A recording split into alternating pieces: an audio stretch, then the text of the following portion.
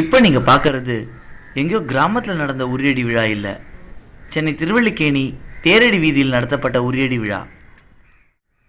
சென்னையில் உள்ள எல்லா யாதவ சங்கங்களையும் ஒருங்கிணைக்கிற இந்த உரியடி விழா வழக்கம் போல இந்த வருஷமும் வெகு விமர்சையாக கொண்டாடப்பட்டது. இந்த விழாவில் சுமார் 300க்கும் மேற்பட்டவங்க கலந்து கொண்டாங்க. வரவங்க போகிறவங்க வேடிக்கை பார்க்குறவங்க யார் வேணால் இந்த விழாவில் கலந்துக்கலாம்.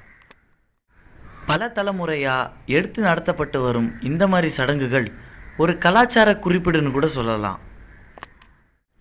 இந்த மாதிரி கலாச்சார சடங்குகளில் மக்களோட ஆர்வம் இன்றும் அதிகரிச்சுக்கிட்டு தான் இருக்குது.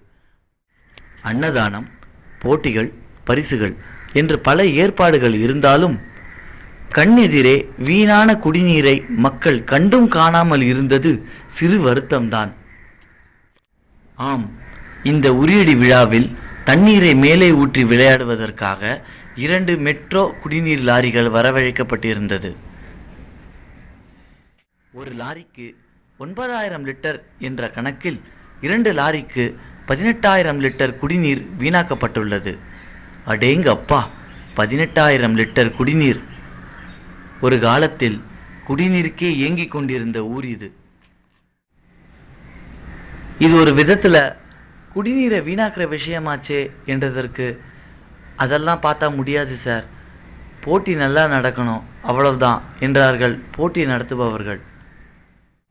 தண்ணீர் பற்றாக்குறையை தீர்ப்பது அவசியம் என்ற நிலை இருக்கையில் சடங்குகளுக்காக குடிநீரை வீணாக்குவது எப்படி சரியாகும்? இப்போ நீங்கள் பார்க்கறது எங்கேயோ கிராமத்தில் நடந்த உரியடி விழா இல்லை, சென்னை திருவல்லிக்கேணி தேரடி வீதியில் நடத்தப்பட்ட உரியடி விழா.